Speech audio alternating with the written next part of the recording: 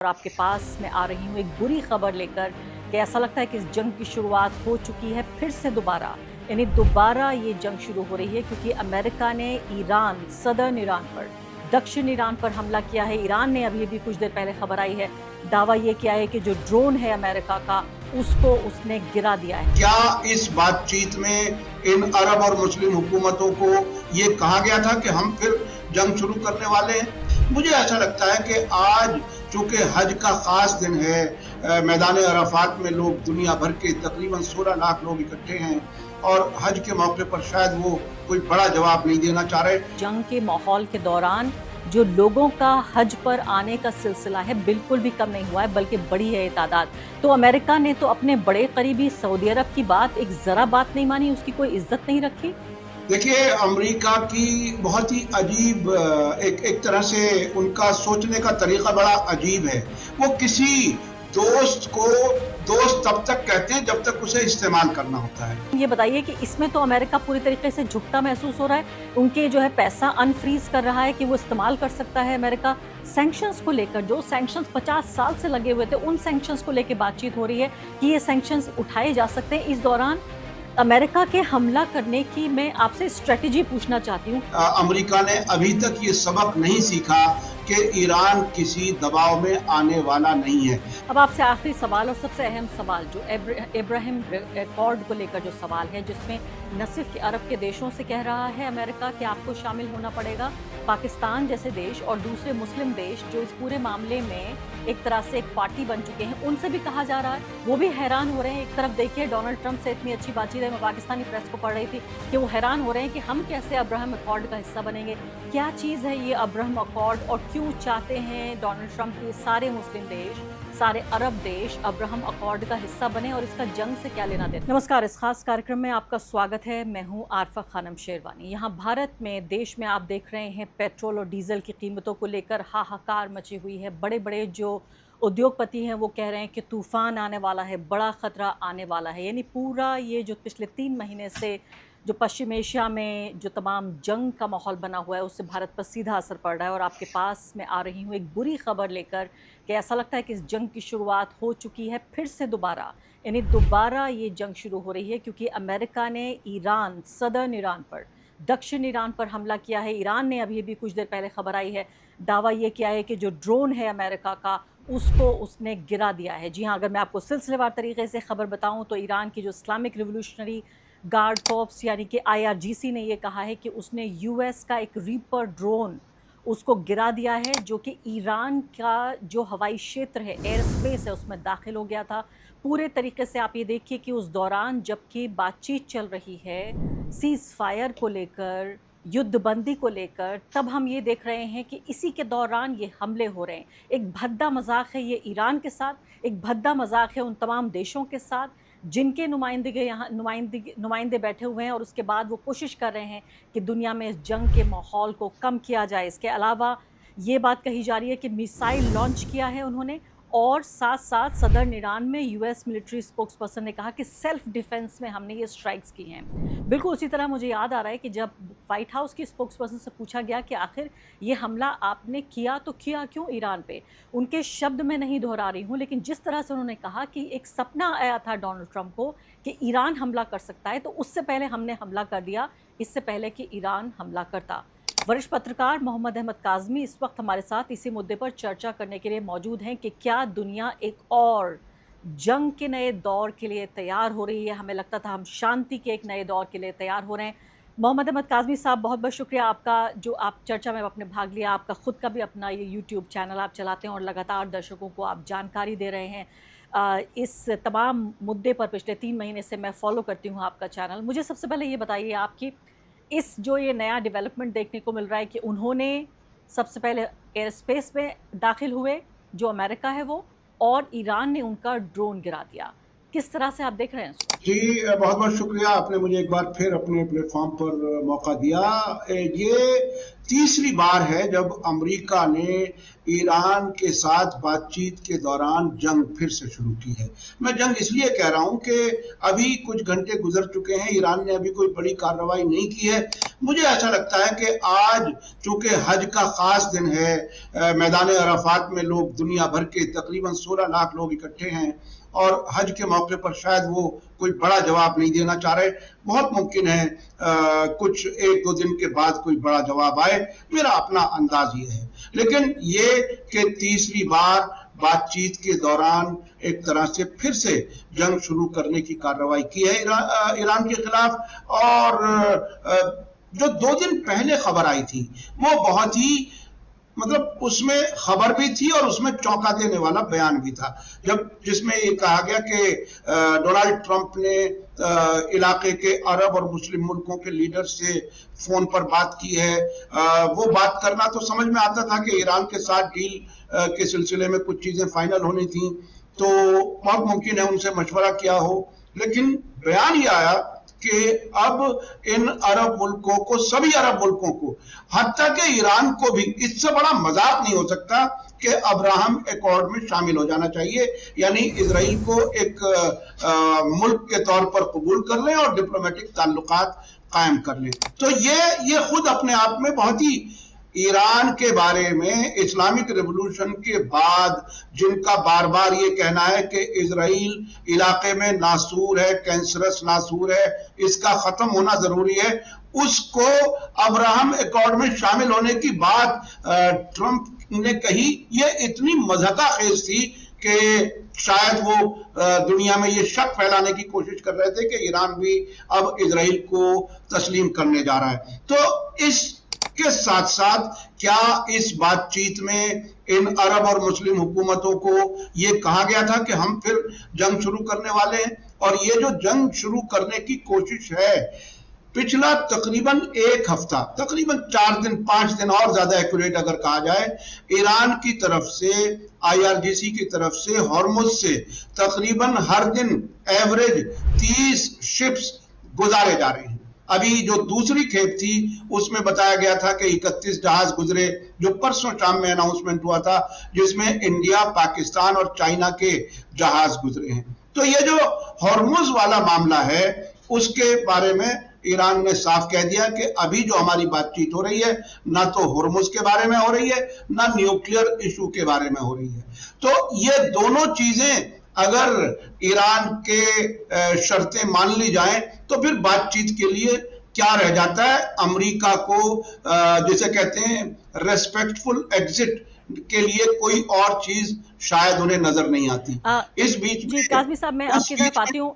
आपने अच्छा हुआ खुद ही अब्राहम अकॉर्ड का आपने जिक्र कर दिया। मैं भी उस पर सवाल पूछूंगी आपसे, 1 नहीं 2 सवाल पूछूंगी, लेकिन मैं आपसे ये जानना चाहती हूँ कि अभी अभी खबर ये आई थी कि सऊदी अरब ने ये गुजारिश की है अमेरिका से कि हज के पूरी प्रक्रिया के दौरान आप हमला मत कीजिए, क्योंकि हम ये नहीं चाहते कि हमारे जो ये ज़ायरीन यहाँ पर आ रहे हैं इनमें एक खड़कंप मचे, कोई एक अस्थिरता, इंस्टेबिलिटी की स्थिति पैदा हो। और ख़बर ये भी आई थी कि इस तमाम जंग के माहौल के दौरान जो लोगों का हज पर आने का सिलसिला है बिल्कुल भी कम नहीं हुआ है, बल्कि बढ़ी है ये तादाद। तो अमेरिका ने तो अपने बड़े करीबी सऊदी अरब की बात एक ज़रा बात नहीं मानी, उसकी कोई इज्जत नहीं रखी। देखिए, अमेरिका की बहुत ही अजीब एक तरह से उनका सोचने का तरीका बड़ा अजीब है।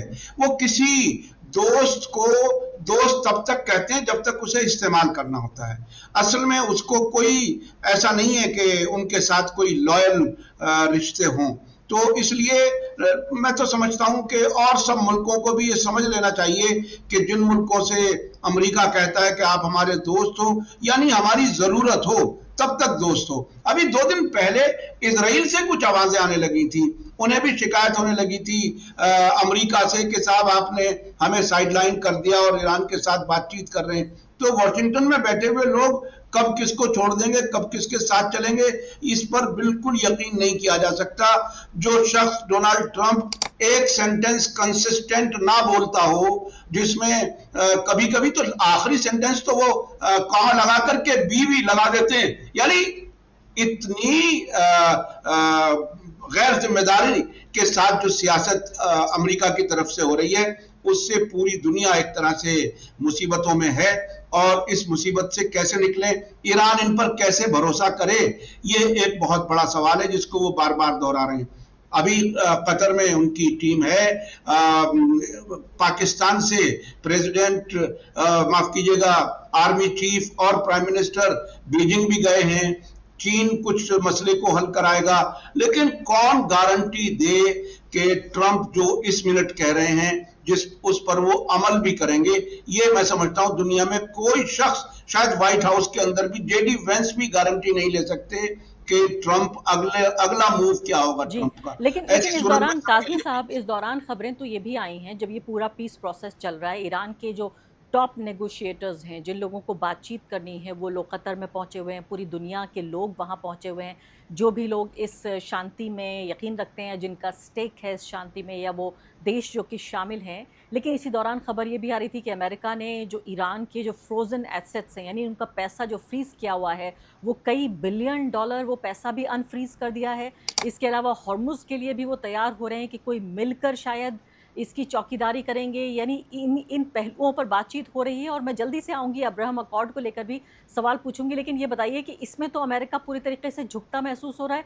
उनके जो है पैसा अनफ्रीज कर रहा है कि वो इस्तेमाल कर सकता है अमेरिका।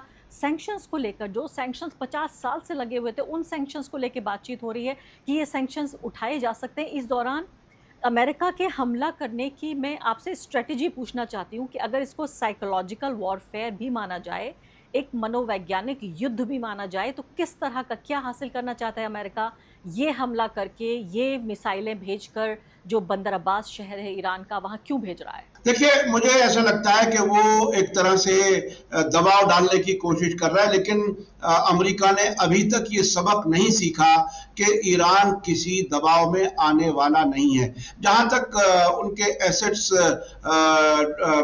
फ्रोजन एसेट्स को रिलीज करने की बात है, वो इस जो एग्रीमेंट पर, एमओयू पर जो बातचीत हो रही है, उसमें से एक पॉइंट है यकीनी तौर पर, और 1/4 के आसपास रिलीज करने की बात हो रही है। यह बिल्कुल ऐसा है जैसे कोई डाकू आपके घर में आए और आपके यहां से 1 लाख रुपए ले जाए, फिर आप उसे पकड़ लें तो कहें मैं 25,000 दे सकता हूं, 75,000 अभी नहीं दूंगा।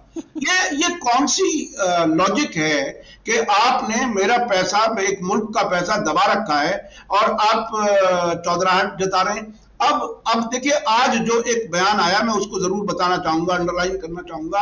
ईरान के इस वक्त के सुप्रीम लीडर मुश्तबा खामेनेई ने जो हज का पैगाम दिया है, उसमें कहा है कि अमेरिका का दौर खत्म हो चुका और मुस्लिम और अरब मुल्कों को मिलकर के इस पूरे इलाके का निजाम बनाना चाहिए।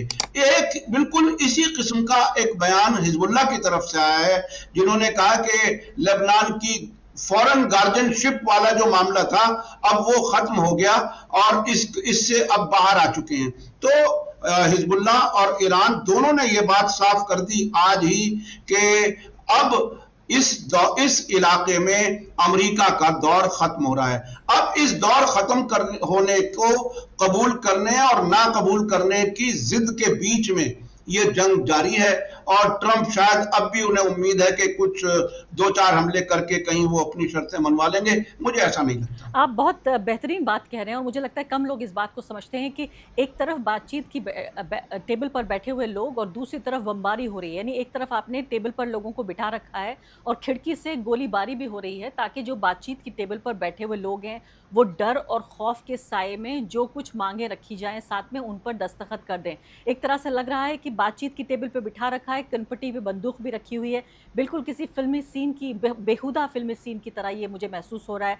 आप हिजबुल्लाह का यहाँ पर जिक्र कर रहे हैं, अभी खबरें छप रही हैं कि नेतन्याहू ने ऑर्डर किया है, आदेश दिया है कि major strong blows to Hezbollah, यानी हिजबुल्लाह को झटका दिया जाएगा, हिजबुल्लाह पर हमले दोबारा किए जाएंगे, हिजबुल्लाह को फिर से तबाह किया जाएगा। तो एक तरफ हिजबुल्लाह बयान दे रहा है, लेकिन दूसरी तरफ हिजबुल्लाह को लेकर नेतन्याहू भी हार नहीं मान रहे हैं।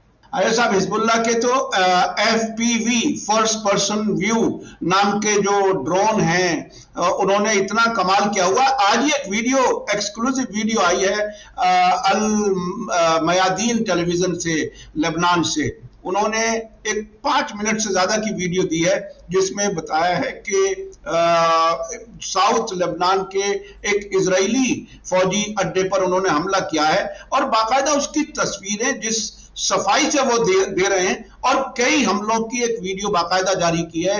और हिजबुल्लाह की तरफ से कल ये भी कहा गया कि हम चूंकि वीडियो जारी कर रहे हैं, अगर ये वीडियो मौजूद ना होती तो इजराइल उससे भी इनकार कर देता। बहुत बुरा हाल है इजराइल के, यानी हिजबुल्लाह के महज $300 के ड्रोन से आयरन डोम भी तबाह किए जा रहे हैं, मरकावा टैंक भी तबाह किए जा रहे हैं। दर्जनों मरकावा टैंक तबाह किए जा चुके हैं पिछले कुछ हफ्तों में। तो ये बयान देना अलग चीज है, ग्राउंड पर जो फौजी हैं वो भागने की सोच रहे हैं, वो लड़ाई से भाग रहे हैं। अलग से अपील की जा रही है कि रिजर्व फौजी आ जाएं लड़ने के लिए, और वो आने के लिए तैयार नहीं है। बयान ऊपर से देना अलग है, चाहे वो ट्रंप हो या नेतन्याहू हो, उनके लड़ने वाले खुद कह चुके हैं कि हम हार चुके हैं। अब आपसे आखिरी सवाल और सबसे अहम सवाल, जो इब्राहिम अकॉर्ड को लेकर जो सवाल है, जिसमें न सिर्फ कि अरब के देशों से कह रहा है अमेरिका कि आपको शामिल होना पड़ेगा, पाकिस्तान जैसे देश और दूसरे मुस्लिम देश जो इस पूरे मामले में एक तरह से एक पार्टी बन चुके हैं, उनसे भी कहा जा रहा है, वो भी हैरान हो रहे हैं। एक तरफ देखिए डोनाल्ड ट्रंप से इतनी अच्छी बातचीत है, मैं पाकिस्तानी प्रेस को पढ़ रही थी कि वो हैरान हो रहे हैं कि हम कैसे अब्राहम अकॉर्ड का हिस्सा बनेंगे। क्या चीज़ है ये अब्राहम अकॉर्ड, और क्यों चाहते हैं डोनाल्ड ट्रंप की सारे मुस्लिम देश, सारे अरब देश अब्राहम अकॉर्ड का हिस्सा बने, और इसका जंग से क्या लेना देना? मुझे ऐसा लगता है कि जिस तरह से ईरान ने अमेरिकी फौजी अड्डों को तबाह किया इस पूरे इलाके में, अब ट्रंप और उनके खुफिया इदारे भी इस बात को समझ चुके हैं कि हम इस इलाके में उस मजबूती से नहीं रह पाएंगे। तो अपनी रुखसती से पहले इस इलाके से, इस इलाके के मुल्कों की इजराइल से दोस्ती कराना चाहते हैं ताकि इजराइल की हिफाजत की जा सके, उसको प्रोटेक्ट किया जा सके। पाकिस्तान की बात में कहूं, पाकिस्तान ऐसा मुल्क है जहां तकरीबन 3 साल पहले, मुझे अगर सही याद हो, एक जहाज इजराइल का आकर के उतरा था इस्लामाबाद एयरपोर्ट पर, कुछ घंटे रहा था और उसकी रिपोर्ट महीनों बाद इजरायली टेलीविजन, इजरायली मीडिया में आई थी। तो आज तक ये नहीं बताया कि वो कौन था वहां। और गाजा के खिलाफ जो कत्लेआम हो रहा था, उस दौरान भी पाकिस्तान के लोगों को हक नहीं था कि वो फिलिस्तीन के हक में प्रोटेस्ट कर सके। तो वहां सिस्टम में तो इतना इन्फ्लुएंस किया जा चुका है अमेरिका के जरिए, इजराइल से कोई नफरत ना करे ये कंट्रोल करने के लिए। बहरहाल ऐसी बातें पाकिस्तान के मीडिया में कई बार आ चुकी हैं, कोशिशें हो रही हैं, और इस झटके में वो समझ रहे हैं कि जंग बंद होने के नाम पर ही ये तमाम मुल्क हमारे कहने पर इजराइल से ताल्लुकात नॉर्मल कर लें और अमेरिका की विदाई होगी तो इजराइल बचना चाहिए। मैं समझता हूं उसकी तैयारी। तो ये कह रहे हैं आप अब्राहम अकॉर्ड में जो इजराइल है, एक तो उसको रिकॉग्नाइज करना, और एक ग्रेटर इजराइल का भी एक कॉन्सेप्ट है। ग्रेटर इजराइल तो इजराइल अपनी तरफ से कहता है, अमेरिका इन मुल्कों को इजराइल से ताल्लुकात नॉर्मल करने की बात करता है।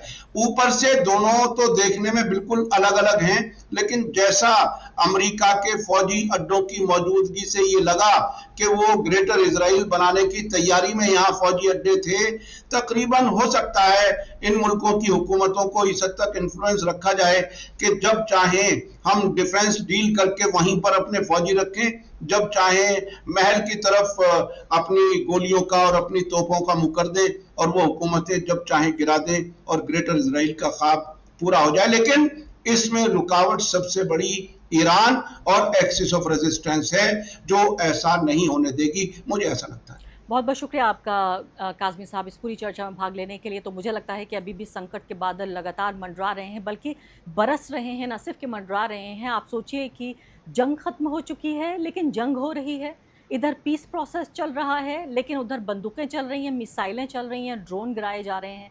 ये पूरी दुनिया की जनता के साथ पूरी जो ग्लोबल कम्युनिटी है, सिर्फ ईरान ही नहीं, ईरान के ऊपर जो बरस रही है आफत वो तो हो ही रही है, लेकिन पूरी दुनिया के साथ अमेरिका का, इजराइल का ये एक बहुत ही भद्दा मजाक है, जहां दुनिया का सबसे बड़ा मुल्क और दुनिया का सबसे ताकतवर व्यक्ति जो अमेरिका का प्रेसिडेंट होता है, उसकी बात पर ही नहीं बल्कि उसके एक्शंस पे भी विश्वास नहीं किया जा सकता। बहुत बहुत शुक्रिया। Thank you very much. Thank you.